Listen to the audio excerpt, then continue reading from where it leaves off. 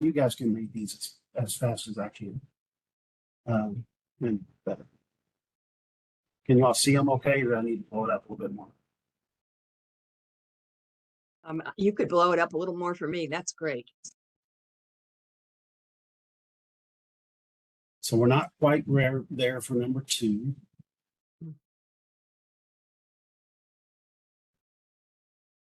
I think we're working on number 3. Mhm. Number 5 has to come kind of like after these other ones.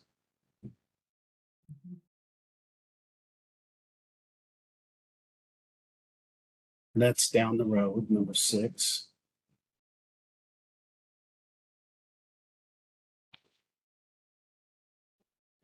This one is one that number 7 that has kind of, we want to do it. It comes along with our anti-litter messaging and our recycling messaging. It's just when we can fit it in.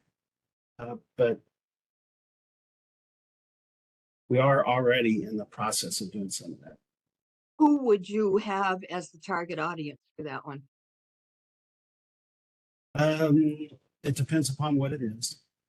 Illegal dumping. It's different than what you would have the target for recycling, obviously. It's not necessarily litterers. These are people that, to me, the illegal dumping campaign is not necessarily about not illegal dumping, because I think most people understand that it's not about it's not right to illegal dumping.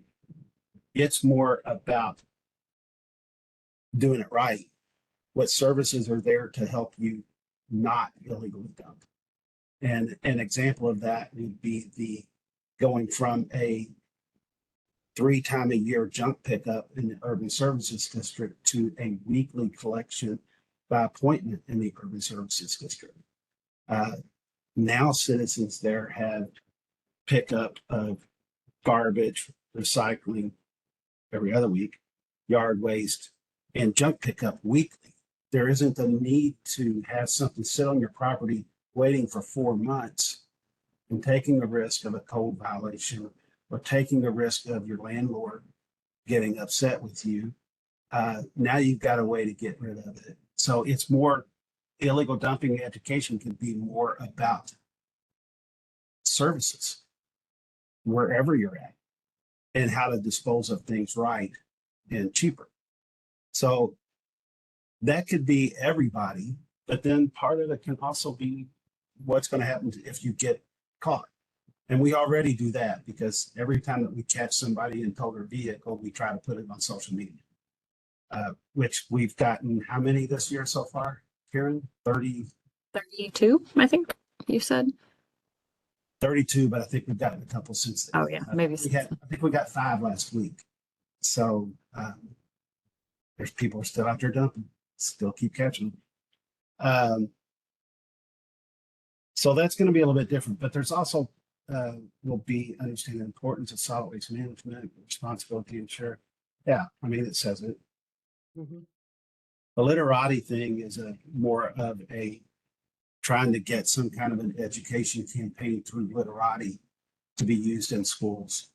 And I don't know if many people know what the literati is, but it's a thing that you go out, you can take a picture of the litter that's on the ground, and it's geolocated on a map, and it's worldwide. So you can literally go to Louisville and see all these spots that people have identified on their map and go to it and click on it, know when it was there and what it was. And in some facets, this is in a certain area, there's a certain vendor that is creating a lot of litter by their business. And all of a sudden, you get a bit of social pressure to get that business to change its habits and to try to create less litter. It's been used for that. But it's also a science thing in school, and it's also understanding that litter is wrong. So literati, it's been a goal of mine to get something like that going for a long time. We just need an avenue to get it out there. Again, technical assistance. And this is what we're working on now, a standardization of solid waste messaging across the solid waste management area. I think we're closing in. So we're actually doing pretty good. Yeah, we are.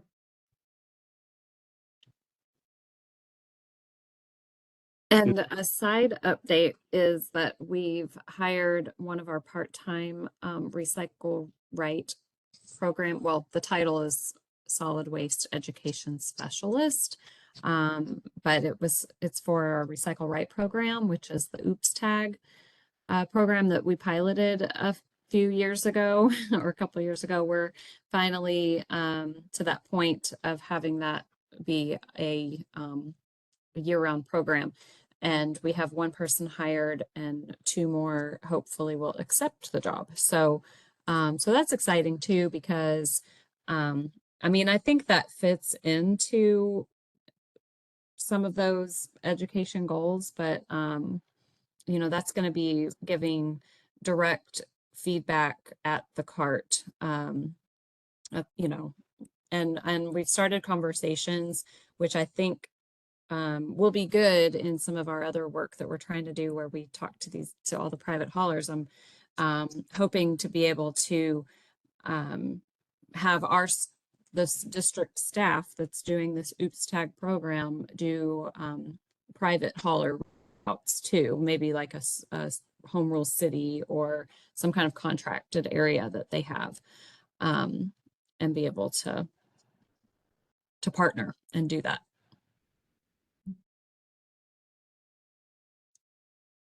Pete, you're still sharing your screen. I am sorry. As you know, I can't spell very good. And, I am trying to multitask. Is there anything else? I can't think of anything. I think Go ahead. content wise, I think we're going in the right direction. I think maybe we can start discussing what a technical assistance program could look like once we get this set up. And I think maybe that's an avenue that we can take. You know, technical assistance is trying to get out into the community.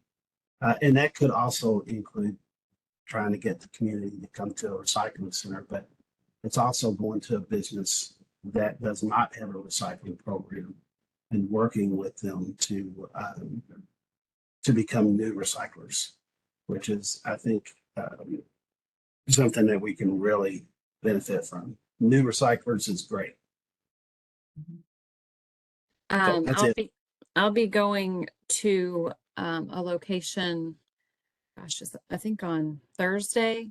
Sarah Lynn's organization, through the Climate Action Network that she has, I guess they're consultants. And so I've connected with one of their employees a couple times so far to help out in some of the, it's kind of like technical assistance. So it's kind of like feeling out the job there. I don't have specific materials I'm sharing, but you know, every experience I have, I think, is helpful toward creating something that's a little more standard. And in this case, it's a, gosh, Franciscan kitchen, but and I guess they have meals that they give out, like 700 meals, I guess, to those in need, a day or week or something crazy. And they're working with them to try to make it a more sustainable effort, since they have to use some disposable materials. So so some of this work, you know, I am doing this work all the time, but being able to kind of standardize it and check the box and say, this is how we do it, and and we're done, you know, that's a whole other thing. But I do always appreciate all of the feedback and discussion that we have in these meetings. Thank you. We're at the part of the agenda where we hear from anybody who wants to comment on anything from the agenda. Is there anybody who'd like to make a comment? Seeing none, our next meeting will be the second Tuesday of next month. And I hope you'll all come to the advisory committee meeting, which is the third Wednesday next week. And except it isn't next week, is it? It's November. Yeah, Mhm. we don't have one this month. And then the board meeting is the fourth Wednesday, and there is a board meeting this month, correct? Correct. Based on that, I'll entertain a motion to adjourn.